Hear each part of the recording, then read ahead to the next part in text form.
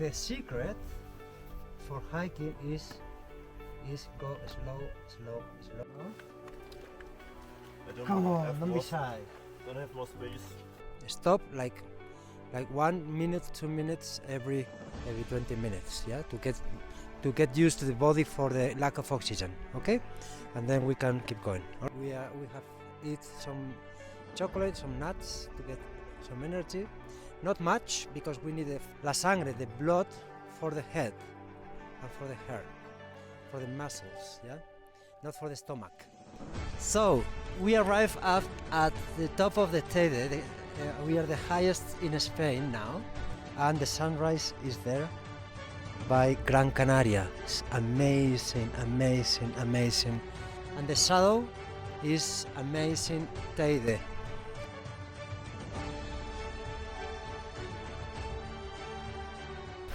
Alright, so we are here in parking of Montaña Blanca, 2,200 meters. It's 2:30 a.m. It's cold. It will be colder up there in the crater. But anyway, so the first 5 kilometers, as I said, is very easy. Is this path? It's like being in the desert, but very easy. It's not very steep. Okay. From here we will start to climb. It will be more steep. So in 1 hour, it will take like 1 hour. These 5 first kilometers. So 3:30 here. By 4:30 should be in Alta Vista refuge. Okay, in the hut. 4:30, 5 a.m. more or less. And then from here you will see how are our legs. Maybe all of us, I'm pretty sure we will arrive here. Okay, all of us. Let's try to be all together, because it's at night. It's different during the day. Be patient. I know there are different speeds, but at least to the refuge we shall arrive all together. Once we are in the refuge, we will decide who keeps going or who should go down. Okay, because from here it will be much difficult. At the height of 3,000 you will start to feel the lack of oxygen, so the effort will be double. Okay, the secret for hiking is go slowly and surely. It's not a race, it's a challenge, as Tom says, but it's not a race. Okay, so take our time, no rush. Okay, this is the secret. So and breathe. Yes, deep breathe. Okay, so from here it will start more difficult. Okay, so 5 here, we should be here by 7, 2 hours from the refuge to the peak. Okay, 7, 8 more or less, and then, as I said, it will be 3 hours to arrive again here to the van. So 11, 12 maximum we will be in the van. Okay, on we go. Thank you.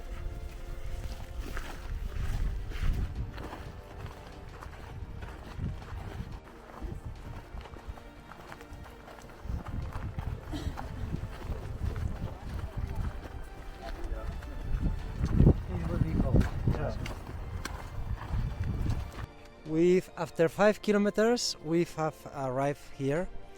As I said at the beginning, it was a very easy path, and it took us 1 hour. It's 3:30 a.m. It's getting colder, but still surviving. And then now we start the steep mountain to go into the refuge. Today is almost full moon, so we can see almost without lamps all the landscape, the moon landscape. We saw Puerto de la Cruz, the lights over there, and yeah, so we have eat some chocolate, some nuts to get some energy. Not much, because we need la sangre, the blood, for the head and for the heart, for the muscles, yeah, not for the stomach. All right. So yeah, we will keep now. After we are almost, we will see 2,500 more or less, and then in halfway of this steep, we will be at 3,000. From there, we will start to feel the lack of oxygen. So please, let's stop like 1 minute, 2 minutes every 20 minutes, yeah, to get used to the body for the lack of oxygen. Okay, and then we can keep going. All right. So off we go. Thank you. And Izaña is the observatory. Those lights from there are big observatory for the stars. And because almost the full moon, the stars are not that clear, and because of our lamps as well. But still you can see the Osa Mayor there, and the Milky Way is like that. Yeah, kinda. These plants, these bushes are retamas. Ja. They are endemic from here and very typical in the mountains. Osa Mayor, großer Wagen wahrscheinlich. So retamas, we will find some margaritas as well on the way, and that's it. Off we go. Yo!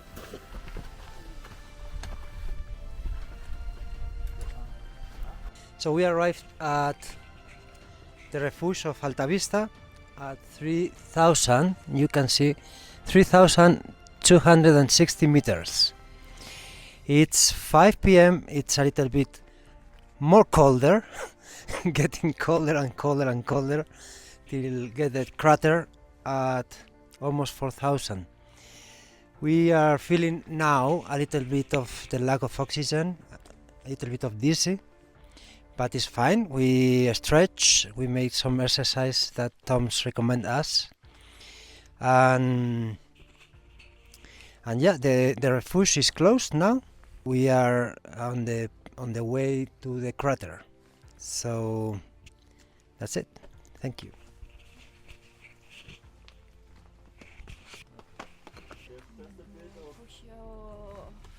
Alta Vista. Spanish omelette left, so.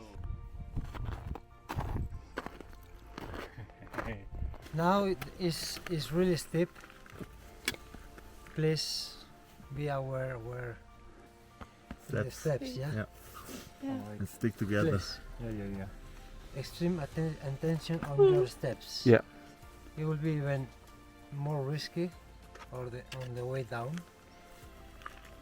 But now it's gonna be not difficult, but a little risky. Yes. So it's like 40 minutes. Oh, yeah. No, we have almost 1 hour. Yeah, I think it's good. Okay, so let's go slow, extremely slow.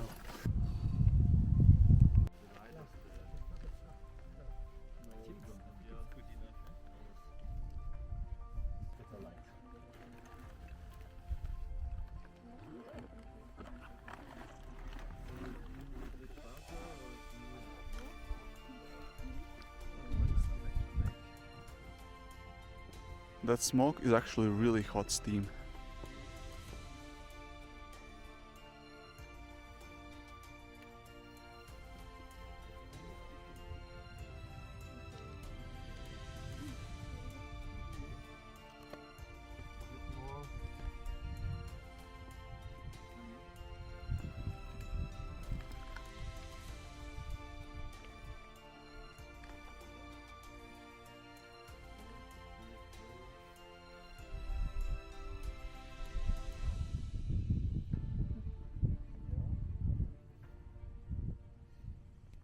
So we arrived at the top of the Teide. We are the highest in Spain now. Tom is very brave. And we made it as planned. It's 7:30 a.m. and the sunrise is there by Gran Canaria. It's amazing landscape, very unique. So if you turn around, you see the crater. Here, down here is the crater, which is quite small, full of sulfur, and then you can see this, the shadow of Teide behind, and there is La Gomera and La Palma. You can see the top. Those two peaks are from La Palma, and the shadow is amazing Teide.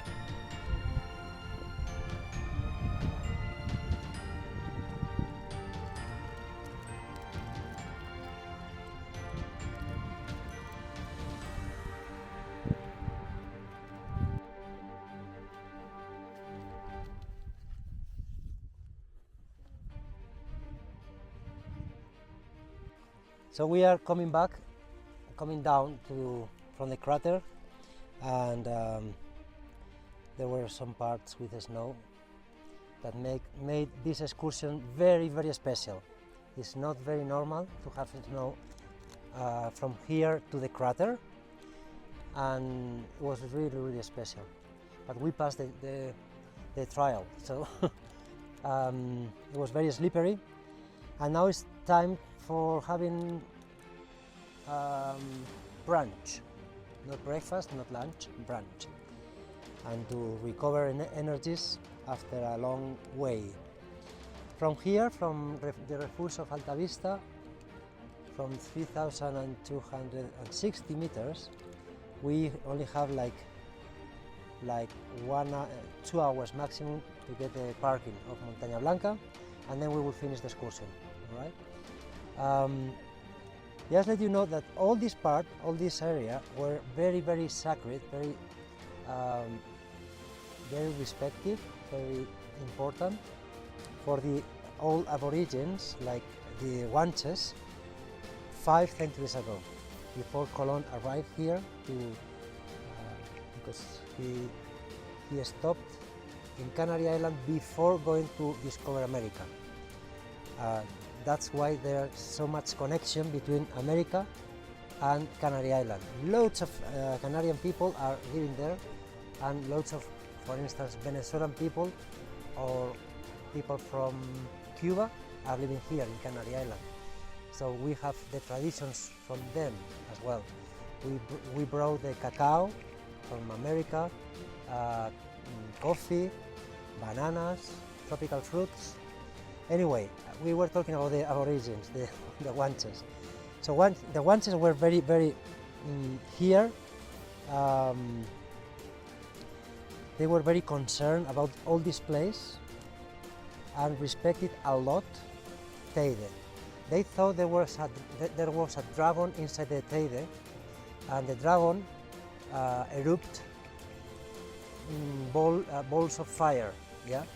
That's the tradition of the Guanches, and the dragon lives inside the Teide. They call him Chayofa. So that's the tradition of the Guanches, and that's the story. Chayofa. Basically. Huh? Chayofa, yeah. The dragon of Teide. And if you see there, we were talking about the cañadas at the beginning, and the cañadas were used only until 60 years ago. The last shepherd with the goats passed from the east to the west through Teide, through the cañadas. You see, all this way. In winter, they took all the goats and passed from Weimar, for instance, to Adeje, okay? But the last shepherd was there like years ago, and now there is a museum because everyone respected him a lot. And just a quick explanation about Teide, how the cañadas and how all this valley was formed. At the beginning, more than 100,000 years ago, here there was a big valley of loads of mountains around Teide, and Teide was not here. So the eruption was very strong, and then Teide erupted, and the rest of the mountains went down, and all the lava pushed all the land till all this valley. That's why down there is so plain. So this mountain plain, and then all this valley. It's because it's like in a mountain, if you take sand on your hand and then you push with your hand like this, it will be the same effect of the lava of Teide, making all this valley. Okay? That was how it happens. And then over there is Pico Viejo, which is more new than Teide. And the last eruption was last century from Chingero and arrived almost till Santiago del Teide. So Chingero is like being in Mars. It's called Arenas Negras, and everything is like black. The only thing that survived there were the pines, because Canary pines, as some of you know, has a deep roots and a strong cord, so they resist fires. So there are lots of pines and no more vegetation, and everything is black. It's very special there in Chingero. That's actually a volcano as well. Yeah. A volcano. Exactly. I went there too. The volcano of Chingero came from this area. It was the last one, and arrived till Santiago del Teide. There are very nice hikings there. Very nice. It's very special. You will not find this landscape in any place. And have the Teide behind. You have the Teide and everything is black, and then you have the pines. There are some routes for hiking or cycling as well. Snowball fight in desert.